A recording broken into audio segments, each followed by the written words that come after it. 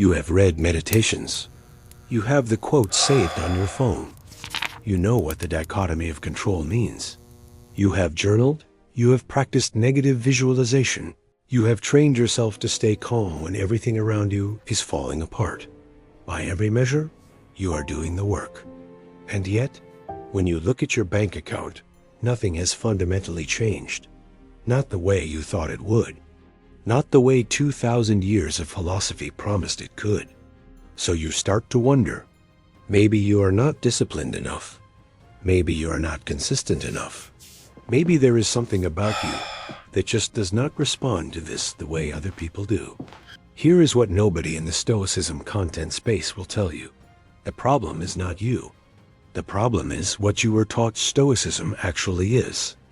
Because somewhere between Marcus Aurelius, writing in a military tent on the Danube, and a productivity influencer turning his words into a morning routine checklist, something got lost. Something fundamental. Something that changes everything about how this philosophy connects to money, to wealth, and to the life you are trying to build. That is exactly what this video is about, the diagnosis. Let's start with an honest diagnosis, because you deserve one. There is a version of Stoicism that has become enormously popular in the last decade. It shows up in best-selling books, in podcast episodes with millions of downloads, in YouTube channels with hundreds of thousands of subscribers. It is everywhere. And it teaches something that sounds profound, something that feels true when you first encounter it. That the path to a good life is learning to want less, to need less, to detach from outcomes, to find peace in whatever you already have. And there is real wisdom in that. The Stoics did teach detachment. They did teach that external things are not the source of lasting fulfillment. Marcus Aurelius wrote in Book 5 of his Meditations that a man's life is what his thoughts make it. Epictetus built his entire philosophy around the distinction between what is up to us and what is not. These are not small ideas. They are transformative when understood correctly. But here is where the diagnosis gets uncomfortable. That version of Stoicism, the one being taught at scale across the internet, has been quietly stripped of something essential. It has been optimized for comfort. It has been edited down to the parts that feel good to read, that generate engagement, that do not challenge anyone too deeply. What remains is a philosophy of beautiful endurance. Suffer gracefully. Accept what comes. Find meaning in the struggle. Be at peace. And millions of people are practicing exactly that. Practicing it sincerely. Practicing it daily. And staying exactly where they are financially, professionally, and materially, because nobody told them that what they are practicing is not the complete picture. The Stoics were not passive men. Marcus Aurelius governed the largest empire in the Western world for nearly 2 decades, while managing military campaigns, economic crises, and a devastating plague. Seneca was one of the wealthiest men in Rome, an advisor to an emperor, a man who understood power, money, and influence from the inside. Epictetus, who began his life as a slave with no legal rights and no material possessions, did not simply accept his condition. He built something. He built a school. He built a philosophy so precise and so powerful that it has outlasted every empire that existed in his lifetime. These were not men who sat quietly with their suffering. They were men who acted relentlessly, strategically, with full clarity about what they wanted to build and why. So the first thing you need to understand is this: if your practice of Stoicism has made you better at enduring your situation, but has not moved you closer to changing it, you have been given an incomplete version of the philosophy. And that incomplete version is costing you. Distortion 1. Acceptance was never the point. The most damaging misreading of Stoicism is also the most common one, and it starts with a word that sounds simple, but carries an enormous amount of philosophical weight: acceptance. Ask most people what Stoicism teaches, and they will use that word within the first 30 seconds. Accept what you cannot control. Accept the present moment. Accept that outcomes are not up to you. And because that idea is genuinely powerful, because there is real liberation in releasing your grip on things that were never yours to control in the first place, it spread. It became the headline. It became the brand. But acceptance, in the original Stoic framework, was never a destination. It was a starting point. Marcus Aurelius makes this precise in Book 8 of his Meditations. He does not instruct the reader to settle into whatever circumstances they find themselves in. He instructs the reader to assess those circumstances with complete clarity, without the distortion of fear or desire, and then to act on what that assessment reveals. The acceptance is of reality as it is, not of reality as it must remain. There is a fundamental difference between those two things, and that difference is where most modern practitioners of Stoicism get permanently stuck. Epictetus is even more explicit about this in the Discourses. In Book 1, Chapter 2, he draws a sharp line between things that are genuinely outside human power and things that only feel that way because of fear, habit, or a failure of imagination. He watched people mistake discomfort for impossibility their entire lives. He had seen it as a slave. He saw it in his students. The obstacle that feels fixed is almost never actually fixed. What is fixed is the mind that stopped looking for the opening. This matters for your financial life in a very specific way. If you have internalized acceptance as your primary Stoic practice, you have trained yourself to make peace with your current financial situation, rather than to see it with the clarity that would allow you to change it. You have confused the equanimity the Stoics valued with a kind of sophisticated resignation that they would not have recognized as philosophy at all. The Stoics accepted what truly could not be changed. They attacked everything else. Distortion 2. Detachment was never about poverty. The second distortion is quieter than the first, but it does just as much damage. It lives in the way Stoicism talks about money, and it has convinced an enormous number of sincere practitioners that wanting financial success is somehow philosophically suspect. That ambition is a weakness. That the truly enlightened person needs very little and asks for even less. This reading has a surface plausibility to it. The Stoics did warn against greed. They did teach that wealth is what they called a preferred indifferent, something that is useful to have, but not necessary for a life of virtue. Seneca wrote extensively about the dangers of money when it becomes the object of desire rather than a tool of purpose. Marcus Aurelius reminded himself repeatedly not to be corrupted by the power and resources that his position gave him access to.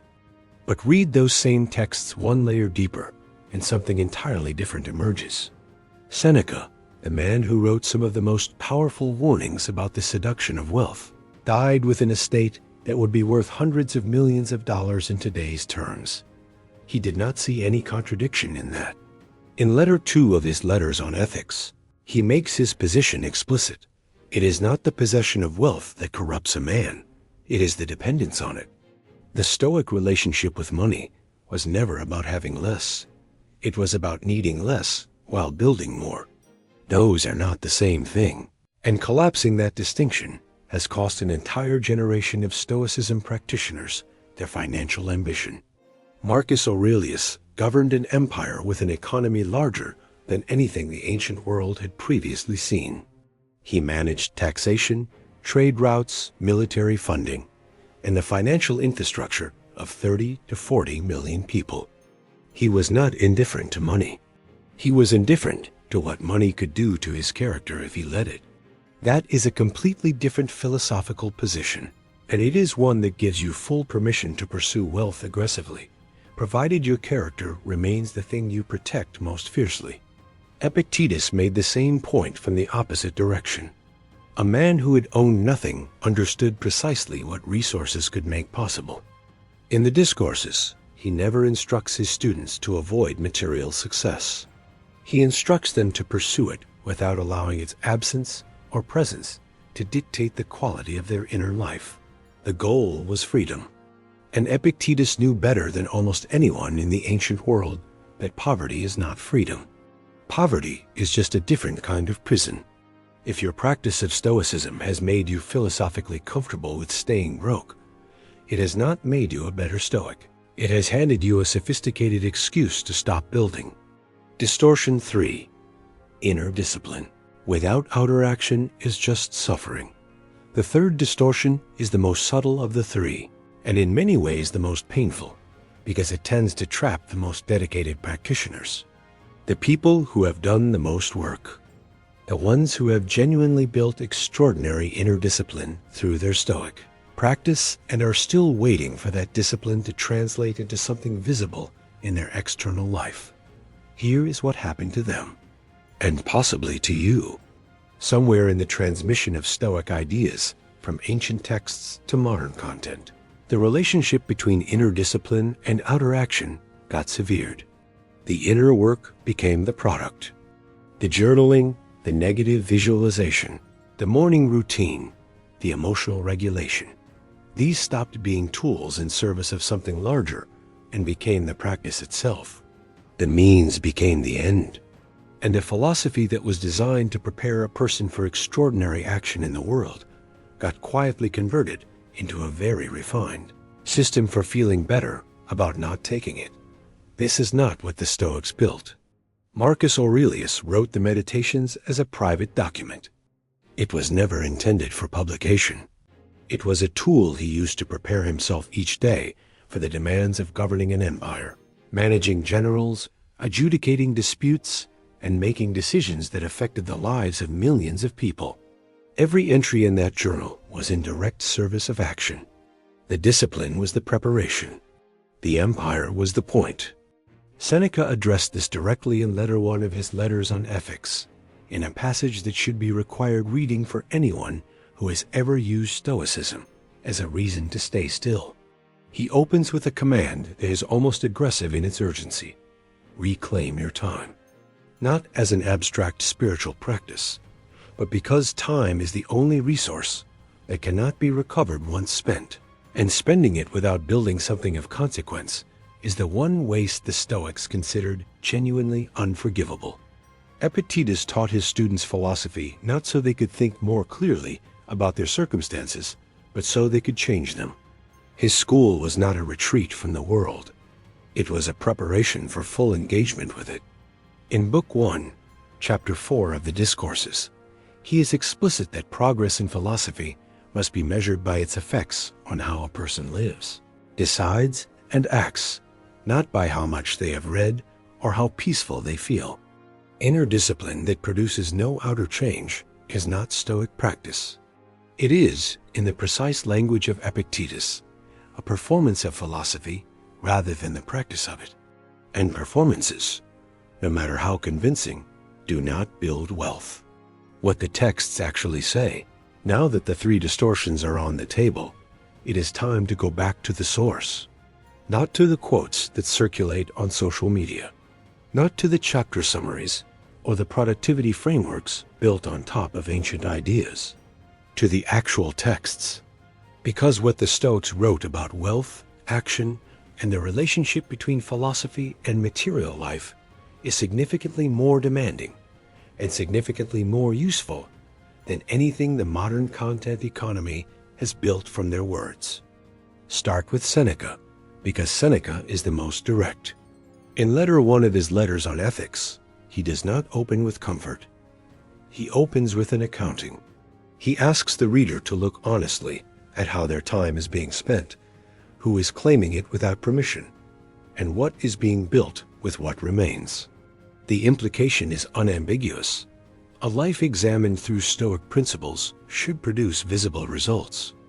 Not necessarily fame, not necessarily luxury, but the kind of deliberate accumulation of resources, of capacity, of meaningful work that reflects a mind that has taken full ownership of what is within its control. In letter 2, he goes further. He warns against the person who reads everything and builds nothing, who moves from idea to idea, from teacher to teacher, from framework to framework, absorbing endlessly without ever committing to the sustained effort that produces real change.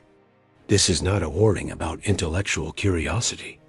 It is a warning about the specific kind of person who uses the pursuit of wisdom as a substitute for the hard, unglamorous, repetitive work of actually building something. Seneca saw this pattern clearly 2,000 years ago. It is, if anything, more common now. Marcus Aurelius, in Book 5 of his Meditations, writes about the temptation to stay in bed, to avoid the cold, to delay the work of the day in favor of the comfort of the moment.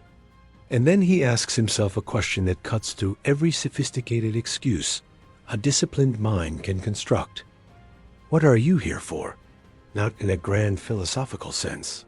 In the immediate, practical, daily sense. What is the work that this day requires? And what does it cost everyone who depends on you when you choose comfort over that work? For Marcus, the work was governing an empire. For you, the work is building the financial life that your dependents, your future self, and your own sense of integrity require. The question he asked himself every morning is the same question the philosophy asks of you. Are you doing the work, or are you thinking beautifully about doing the work?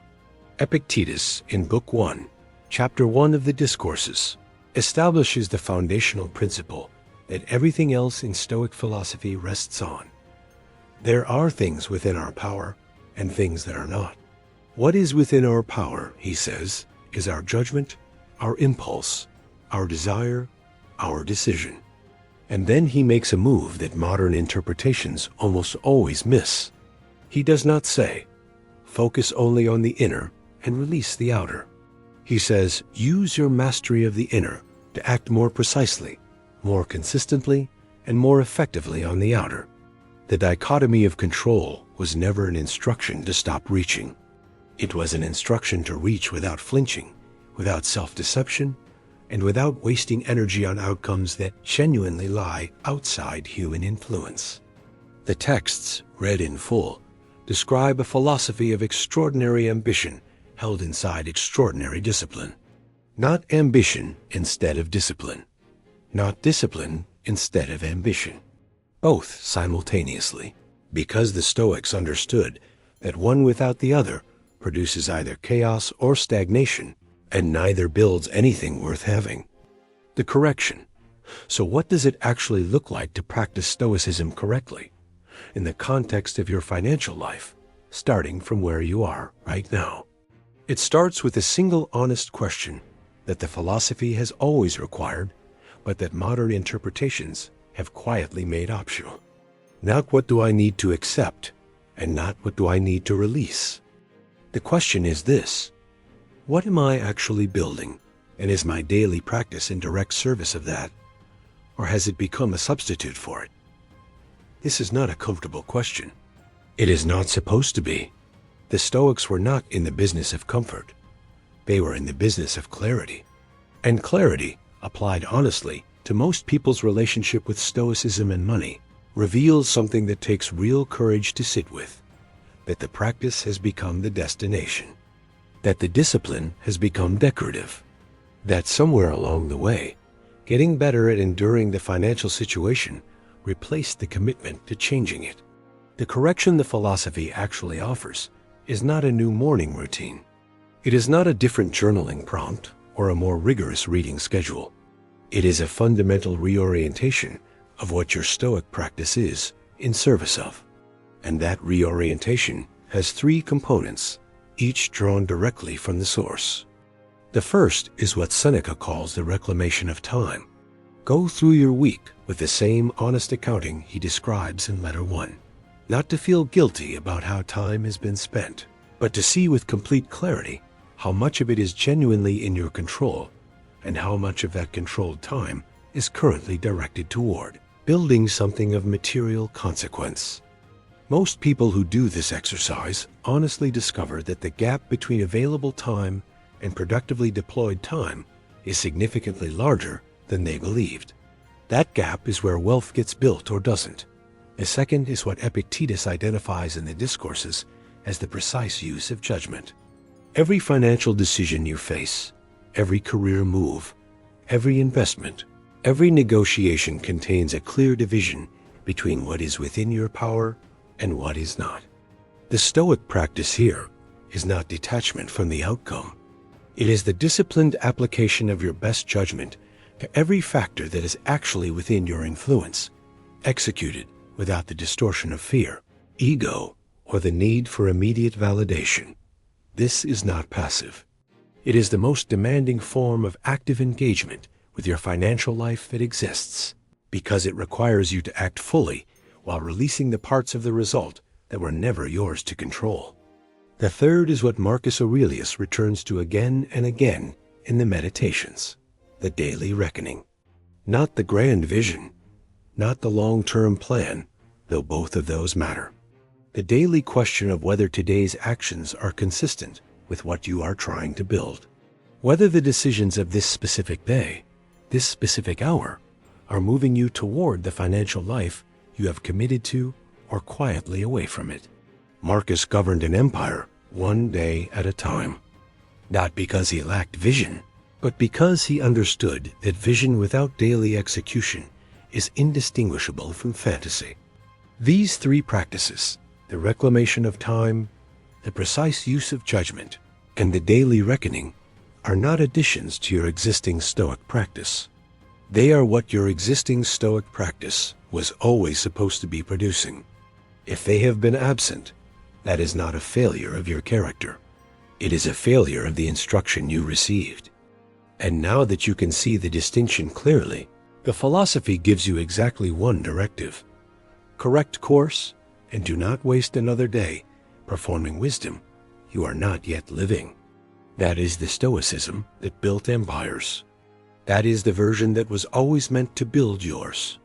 Here is what this video has been building toward, and it is simpler than you might expect after everything we have covered. You are not broke because Stoicism failed you. You are not broke because you lack discipline or intelligence or the capacity to build something real.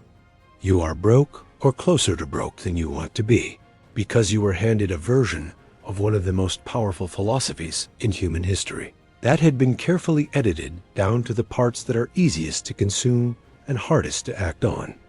A philosophy of beautiful endurance dressed up as a philosophy of transformation. The real thing is harder.